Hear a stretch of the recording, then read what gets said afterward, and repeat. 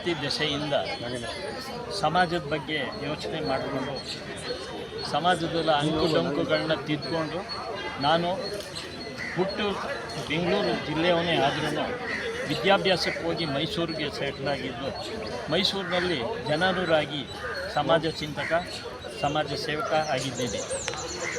ಮತ್ತು ತಾವಿಗೆ ಹೇಳ್ದಂಗೆ ನಾನು ಸಂಕ್ರಾಂತಿ ಪತ್ರಿಕೆ ಮತ್ತು ಮೈಸೂರು ವಾಯಿಸಿನ ಮತ್ತು ಮಾಧ್ಯಮ ನಡೀತಾ ಇಲ್ಲ ಅನ್ನೋದು ವಿಷಾದ ನಾನು ವ್ಯಕ್ತಪಡಿಸ್ತೀನಿ, ನನ್ನ ಸ್ವಂತ ಅಭಿಪ್ರಾಯ.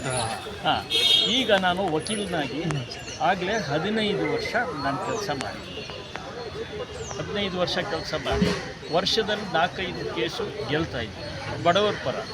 ನಾನು ಲೀಗಲ್ ಸರ್ವಿಸ್ ಅಥಾರಿಟಿ ಅದರಿಂದ DLSA ಇಂದ ಬಡವರು ಕೇಸ್ಗಳನ್ನ ನನಗೆ ಹಾಕ್ಕೊಡಿ ಅಂತ ಕೇಳಿ ಬಡವ್ರದ್ದು ಈ ಆಶ್ರಯ ಮನೆ ಅದನ್ನು ಬೇರೆಯವರು ಮಾಡ್ಕೊಂಡಿರ್ತಾರೆ ಅಂಥದಕ್ಕೆಲ್ಲ ನಾನು ಫೈಟ್ ಮಾಡಿ ಈಗಾಗಲೇ ನಾನು 60 ಕೇಸು ಪರವಾಗಿ ಬಡವರಿಗೆ ನ್ಯಾಯ ಕೊಡಿಸಿದ್ದೇನೆ. ನಾವು ಈಗಾಗಲೇ ವಕೀಲರ ರಕ್ಷಣಾ ಕಾಯ್ದೆ ಮಂಚೂಣಿಯಲ್ಲಿದ್ವಿ. ನಮ್ಮ ಮೈಸೂರು ಬಾರ್ ಅಸೋಸಿಯೇಷನಲ್ಲಿ ಆಗ ನಾನು ಎಲೆಕ್ಷನ್ನಲ್ಲಿ ಗೆದ್ದಿದ್ದೆ ಸೀನಿಯರ್ ಎಕ್ಸಿಕ್ಯೂಟಿವ್ ಕಮಿಟಿ ಆಗಿ. ಎಲ್ಲರಿಗೂ ಸಲಹೆ ಸೂಚನೆ ಕೊಟ್ಟು ನಾವು ಈ ಚನ್ನಪಟ್ಟಣ ರಾಮನಗರದಲ್ಲಿ ಚಳುವಳಿ ಇರ್ಬೋದು, ಮೈಸೂರಿಂದ ಪಾದಯಾತ್ರೆ ಬಂದಿರೋದಿರ್ಬೋದು, ಧಾರವಾಡದಿಂದ ಕೆಲವರು ವಕೀಲರು ಬಂದಾಗ್ಲೂ ನಾವು ಭಾಗವಹಿಸಿ ನಾವು ಒತ್ತಡ ಹಾಕಿ ಜಯ ಆಗಿದ್ದೀವಿ. ವಕೀಲರ ರಕ್ಷಣಾ ಕಾಯ್ದೆ ಮೈಸೂರು ಭಾಳ ಶೋಚನೀಯ. ಈ ಸೀನಿಯರ್ಗಳು ಅವರ ಒಂದು ನೇರಕ್ಕೆ ಅವ್ರನ್ನ ಬಳಸ್ಕೋಬೋದು, ಬಟ್ ಅವ್ರ ಭವಿಷ್ಯಕ್ಕೆ ಏನೂ ಇನ್ನೂ ವ್ಯವಸ್ಥೆ ಆಗಿಲ್ಲ. ನಾನು ಯುವಕರಿಗೆ ಅಂದರೆ ಮಹಿಳೆಯರಿರ್ಬೋದು ಪುರುಷರಿರ್ಬೋದು ಅವರ ಹಿತಚಿಂತನೆಗೆ ನಾನು ಪ್ರಥಮ ಆದ್ಯತೆ ಕೊಡ್ತೀನಿ. ಇಡೀ ರಾಜ್ಯದಲ್ಲಿ ಅವ್ರಿಗೆ ಸ್ಟೈಪಂಡ್ರಿ ಸಿಸ್ಟಮ್ ಥರ ಬರಬೇಕು. ಮತ್ತು ಮಹಿಳೆಯರಲ್ಲಿ ಅವರು ಮದುವೆ ಆಗ್ತಾರೆ ಯುವತಿಯರಾದಾಗ ಅವರು ನ್ಯಾಚುರಲ್ ಅವ್ರಿಗೂ ಮಕ್ಕಳಾಗಬೇಕಾಗುತ್ತೆ. ಆಗ ಅವರು ರಜಾ ಹಾಕ್ತಾರೆ. ಅವ್ರಿಗೆ ರಜಾ ಬೆನಿಫಿಟ್ಟೇ ಇಲ್ಲ. ನಾನು ಅದಕ್ಕೆ ತಾಯಿ ಮಗು ಆರೈಕೆಗೆ 1 ವರ್ಷದವರೆಗೂ ಅವರಿಗೆ ಕನಿಷ್ಠ 10,000 ರೂಪಾಯಿ ನಮ್ಮ ಇದರಿಂದ ಸರ್ಕಾರದ ಅನುದಾನಕ್ಕೆ ಹೋರಾಟ ಮಾಡಿ ಅದರಲ್ಲಿ ಕೊಡಿಸ್ತೀನಿ. ಯುವಕರಿಗೆ ಸ್ಟೈಪಂಡ್ಗೂ ಸರ್ಕಾರದಲ್ಲಿ ಹೋರಾಟ ಮಾಡಿ ಅನುದಾನ ಬರೋಂಗೆ ನಾನು ಮಾಡ್ತೀನಿ. ಕನಿಷ್ಠ ಒಂದು 10,000 ರೂಪಾಯಿ ಆದರೂ ಬರೋಂಗೆ ಮಾಡ್ತೀನಿ. ಮತ್ತು ಈ ರಕ್ಷಣಾತ್ಮಕವಾದ ಒಂದು ಪ್ರಕ್ರಿಯೆ ನಾನು ಕಾಣಿಸ್ತಾ ಇಲ್ಲ. ನಾನು 10-15 ವರ್ಷದಿಂದ ಬಂದು ನೋಡ್ತಾ ಇದ್ದೀನಿ. ಸ್ಕೂಟ್ರ್ ಪಾರ್ಕಿಂಗ್ ಇರ್ಬೋದು, ಬೇರೆ ವ್ಯವಸ್ಥೆ ಇರ್ಬೋದು, ಅದೆಲ್ಲ. ಅದಕ್ಕೆ ನನ್ನ ಕೈನಲ್ಲಿ ಆಗುವಷ್ಟು ಎಲ್ಲರೂ ಸಲಹೆ ಎತ್ಕೊಂಡು ಎಲ್ಲ ನ್ಯಾಯವಾದಿಗಳು ಮತ್ತು ನ್ಯಾಯಮೂರ್ತಿಗಳವರು ಸಲಹೆಗಳು ತೊಗೊಂಡು ನಾನು ಬೆಂಗಳೂರಿನಲ್ಲಿ ಸಿಟಿ ಕೋರ್ಟ್ ಹೇಗಿದೆ ಅಲ್ಲಿರೋ ಥರ ಡೆಕೋರಮ್ ಇಲ್ಲಿ ಏನು ಮಾಡ್ಬೋದು ಅಂತ ನಾನು ಮಾಡ್ತೀನಿ. ನಾಮಿನೇಷನ್ ಫೈಲ್ ಮಾಡಿದ್ದೀನಿ. ಏನು high power committee election conduct ಮಾಡೋದು ಏನು ಸರ್ಕ್ಯುಲರ್ ಕೊಟ್ಟಿತ್ತು ಅದರ ಪ್ರಕಾರ ನಾನು ಒಬ್ಬನೇ ಬಂದು ಮಾಡಿದ್ದೀನಿ. ಅವರು ಯಾವುದೋ ಪ್ರಚಾರ ಆಡಂಬರ ಯಾವುದೂ ಇರಬಾರ್ದು ಅಂತಲೇ ಹೇಳಿದ್ದಾರೆ. ನಾನಾದರೂ ನನ್ನ ಅನಿಸಿಕೆ ನಾನು ಅವ್ರಿಗೆ ಅಬೈಡಿಂಗ್ ಆಗಿ ನಾನು ನನ್ನ ನಾಮಪತ್ರ ಸಲ್ಲಿಸಿದ್ದೀನಿ. ನಾಮಪತ್ರ ಎಲ್ಲ ಸರಿ ಇದೆ. ಮೈಸೂರಿನ ವಕೀಲರು ಮತ್ತು ಇಡೀ ಕರ್ನಾಟಕ ರಾಜ್ಯದ ಎಲ್ಲ ಜಿಲ್ಲೆಗಳ ಎಲ್ಲ ತಾಲೂಕುಗಳ ವಕೀಲರು ನನ್ನನ್ನು ಬೆಂಬಲಿಸ್ತಾರೆ. ನನಗೆ ಭಾಳ ದೊಡ್ಡ ಕನಸಿದೆ. ಇವತ್ತು ಗುರುವಾರನೂ ಒಂದು ನಾಮಿನೇಷನ್ ಹಾಕಿದ್ದೀನಿ. ಇವತ್ತು ನಮ್ಮ ಸ್ನೇಹಿತರೆಲ್ಲನೂ ಅವತ್ತು ನನ್ನ ನಾಮಿನೇಷನ್ ಹಾಕೋಕ್ಕೆ ಎಲ್ಲರೂ ಕರೆಯೋಕ್ಕಾಗಲಿಲ್ಲ. ಅದೊಂದು ನನಗೆ ಇದಿತ್ತು. ಅದಕ್ಕೆ ಇವತ್ತೆಲ್ಲ ಸ್ನೇಹಿತರು ನಮ್ಮ ಸೀನಿಯರ್ ವಕೀಲರು ಎಲ್ಲ ಬಂದಿದ್ದಾರೆ. ಅದರಿಂದ ಇವತ್ತು ಕೊನೆಯದಾಗಿ ನಾಮಿನೇಷನ್ ಹಾಕಿದ್ದೀನಿ.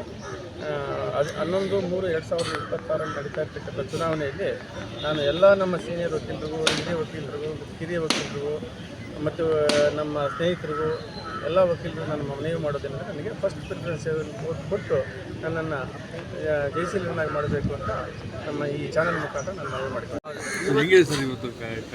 ಎಲ್ಲ ನಾನು ಈಗ ಆಲ್ರೆಡಿ ನಮ್ಮ ಬೆಂಗಳೂರು ಗ್ರಾಮಾಂತರ, ಕೋಲಾರ, ಚಿಕ್ಕಬಳ್ಳಾಪುರ, ತುಮಕೂರು, ಚಿತ್ರದುರ್ಗ, ದಾವಣಗೆರೆ ಮತ್ತು ಮೈಸೂರು, ಮಂಡ್ಯ ಎಲ್ಲ ಜಿಲ್ಲೆಗೂ ನಾನು 2 ಸಲ 3 ಸಲ ಭೇಟಿ ಮಾಡಿದ್ದೀನಿ. ಎಲ್ಲ ವಕೀಲರನ್ನು ನಾನು ಭೇಟಿ ಮಾಡಿ ಮನವಿ ಮಾಡಿದ್ದೀನಿ. ಅದೇ ರೀತಿಯಲ್ಲಿ ಇವತ್ತಿಂದ ನಾನು ಇನ್ನೂ ಸ್ವಲ್ಪ ಫಾಸ್ಟಾಗಿ ಇನ್ನೂ ಸ್ವಲ್ಪ ಚುರುಕಾಗಿ ಮಾಡಬೇಕು ಅಂತ ಮಾಡ್ತೀನಿ. ಮಾಡಿ ಎಲ್ಲ ವಕೀಲರು ನಾನು ಮನವಿ ಮಾಡಬೇಕು. ಏನು ಮಾಡ್ಬೋದು ಚುನಾವಣೆಯಲ್ಲಿ ಗೆದ್ದು ನಾನು ಅಧಿಕಾರಕ್ಕೋಸ್ಕರ ನಾನು ಎಲೆಕ್ಷನ್ ಬಂದಿಲ್ಲ. ನಮ್ಮ ಸ್ನೇಹಿತರಿಗೆ ವಕೀಲರ ಸಮೂಹ ಏನಿದೆಯೋ ವಕೀಲರ ಸಮೂಹಕ್ಕೆ ಏನಾದರೂ ಒಂದು ಮಾಡಬೇಕು. ಈಗ 8 ಲಕ್ಷ ಏನಿದೆಯೋ ನಮ್ಗೆ ಏನಕ್ಕೂ ಸಾಕಾಗ್ತಾ ಇಲ್ಲ ವೆಲ್ಫೇರ್ ಫಂಡು. ಫಸ್ಟ್ ನಾವು ಅದನ್ನು 25ರಿಂದ 30 ಲಕ್ಷ ಮಾಡಬೇಕು ಅನ್ನೋದು ನನ್ನ ಉದ್ದೇಶ. ಯಾಕೆಂದರೆ ಎಲ್ಲೋ ಯಾರಾದರೂ ಒಂದು ಆಕ್ಸಿಡೆಂಟ್ ಆದರೆ ಒಂದು 25-30 ಲಕ್ಷ ಸರ್ಕಾರ ಕೊಡ್ತಾರೆ. ಆದರೆ ನಮ್ಮ 8 ಲಕ್ಷ ತಗೊಂಡು ಏನು ಮಾಡೋದು ನಮ್ಮ ವಕೀಲರು? ಒಬ್ಬ ಇಲ್ಲಿ ದಿನ ಬಂದು ಇಲ್ಲಿ ಸುತ್ತಾಡಬೇಕು ಪಾಪ, ಅವ್ರ ಹೆಂಗಸರು ಮಕ್ಕಳು ಓಡಾಡ್ತಾರೆ, ಅದು ಬೇಜಾರಾಗಿದೆ. ಆಮೇಲೆ ಆ 8 ಲಕ್ಷಕ್ಕೆ 1 ವರ್ಷ ಏನಾದರೂ ವೆಲ್ಫೇರ್ ಇದು ಕಟ್ತಾರೆ, ಇದನ್ನು ಪರಿಹಾರ ಆಗಬೇಕು. ಆಮೇಲೆ ಗ್ರೂಪ್ ಇನ್ಶೂರೆನ್ಸ್ ಅಂತ ಒಂದು ಮಾಡಬೇಕು ಅಂತಿದ್ದೀವಿ. ಆಮೇಲೆ ನಮ್ಮ ವಕೀಲರಿಗೆಲ್ಲ ಒಂದು ಎವ್ರಿ ಇಯರ್ ಆಡಿಟ್ ಆಗಬೇಕು. ಆ ಒಂದು ಪ್ರತಿಯೊಬ್ಬರು ಏನು ಕೇಳ್ತಾರೆ ಅಂದರೆ ಸ್ಟಾಂಪ್ ಎಲ್ಲಿ ಹೋಗ್ತಾ ಇದೆ, ಇಷ್ಟು ಸ್ಟಾಂಪ್ ವೆಲ್ಫೇರ್ ಸ್ಟಾಂಪ್ ಕಟ್ತಾ ಇದೀವಿ ನಾವು, ಈ ದುಡ್ಡು ಎಲ್ಲಿ ಹೋಗ್ತಾ ಇದೆ ಅಂತ. ಅದ್ರ ಬಗ್ಗೆ ಯಾರೂ ಆನ್ಸರೇ ಕೊಡೋರಿಲ್ಲ. ಅದ್ರ ಬಗ್ಗೆ ಪ್ರತಿ ವರ್ಷವೂ ಆಡಿಟ್ ಆಗಬೇಕು. ಆಡಿಟ್ ರಿಪೋರ್ಟನ್ನು ನಾವು ಎಲ್ಲ ಸಂಘಕ್ಕೂ ಕಳಿಸ್ಕೊಡ್ಬೇಕು. ನಾವು ಯಾರೂ ಪ್ರಶ್ನೆ ಮಾಡಬಾರ್ದು, ಏನು ದುಡ್ಡು ಎಲ್ಲಿ ಹೋಗ್ತಾ ಇದೆ ಏನು ಅನ್ನೋದನ್ನು. ನಾನು ನಮ್ಮ ನ್ಯಾಯಮಿತ್ರ ಕೋಆಪರೇಟಿವ್ ಬ್ಯಾಂಕಲ್ಲಿ 5 ವರ್ಷ ಡೈರೆಕ್ಟರ್ ಆಗಿದ್ದೆ. ಪ್ರತಿ ವರ್ಷ GB ಮಾಡ್ತೀವಿ. GB ಮಾಡಿ ಪ್ರತಿ ವರ್ಷ ಏನು ಬರ್ತಾ ಇದೆ ಲೈಬಿಲಿಟೀಸ್ ಅಸೆಟ್ಸ್ ಏನು ಬರ್ತಾ ಇದೆ, ಏನು ಖರ್ಚಾಗ್ತಾ ಇದೆ ಅನ್ನೋದನ್ನು ನಾವು ತೋರಿಸ್ಕೊಡ್ತೀವಿ. ಅದೇ ರೀತಿಯಲ್ಲಿ ಬಾರ್ ಕೌನ್ಸಿಲ್ ಯಾಕೆ ಮಾಡೋಕ್ಕಾಗ್ತಾ ಇಲ್ಲ? ಆಮೇಲೆ ಈ ವರ್ಷದಿಂದ ಖರ್ಚು ಬೇರೆ ಬರ್ತಾ ಇದೆ, ಅವೆಲ್ಲ ಮಾಡಬೇಕು. ಆಮೇಲೆ ನಾವು ಬೇರೆ ಸ್ಟೇಟಲ್ಲಿ ಕೊಡ್ತಾ ಇದ್ದಾರೆ, ನಮಗೆ 25 ಲಕ್ಷ ಕೊಡ್ತಾ ಇದ್ದಾರೆ. ಈ ಸ್ಟೇಟಲ್ಲಿ ನಾವು 8 ಲಕ್ಷ ಯಾಕೆ ಕೊಡ್ತಾ ಇದೀವಿ? ಹಲವಾರು ಸಮಸ್ಯೆಗಳಿಗೆ ಈ ಸಮಸ್ಯೆಗಳೆಲ್ಲ ಪರಿಹಾರ ಆಗಬೇಕು. ತಮ್ಮ ಹೆಸರು ಹೇಳಿ ಸರ್. ನ್ಯಾಯಾಂಗ ವ್ಯವಸ್ಥೆಯಲ್ಲೂ ಪಾರದರ್ಶಕತೆ ಆಗಬೇಕು. ನಾನು ಇಲ್ಲೇನು ವಕೀಲ ಪರಿಷತ್ತಲ್ಲಿ ಗೆದ್ದು ನಾನು ಇನ್ಫ್ಲೂಯೆನ್ಸ್ ಮಾಡೋಕ್ಕೆ ಹೋಗ್ಬಾರ್ದು. ನಮ್ಮ ವಕೀಲರಿಗೋಸ್ಕರ ಹೋರಾಟ ಸಮಸ್ಯೆ ಬಗೆಹರಿಸಬೇಕು. ನನ್ನ ಪರ್ಸನಲ್ ಉದ್ದೇಶಕ್ಕಂತೂ ನಾನು ಬಂದಿಲ್ಲ. ದಯವಿಟ್ಟು ನಮ್ಮ ಎಲ್ಲ ವಕೀಲರ ಸಮಸ್ಯೆ ಪರಿಹಾರ ಆಗಬೇಕು ಅನ್ನೋದೇ ನನ್ನ ಮೇನ್ ಉದ್ದೇಶ. ವಕೀಲರ ಒಂದು ಶ್ರೇಯೋಭಿವೃದ್ಧಿ ಬಗ್ಗೆ ಅವರ ಒಂದು ಉನ್ನತ ಧ್ಯೇಯೋದ್ದೇಶ ಇಟ್ಕೊಂಡಿದ್ದಾರೆ. ಎಲ್ಲ ಸಫಲವಾಗಲಿ. ಹಾಗಾಗಿ ಎಲ್ಲರೂ ವಕೀಲರೆಲ್ಲ ಅವರಿಗೆ ಸಹಕರಿಸಿ ಪ್ರಥಮ ಪ್ರಾಶಸ್ತ್ಯ ಮತ ಕೊಳ್ಳಿ ಅಂತ ಹೇಳಿ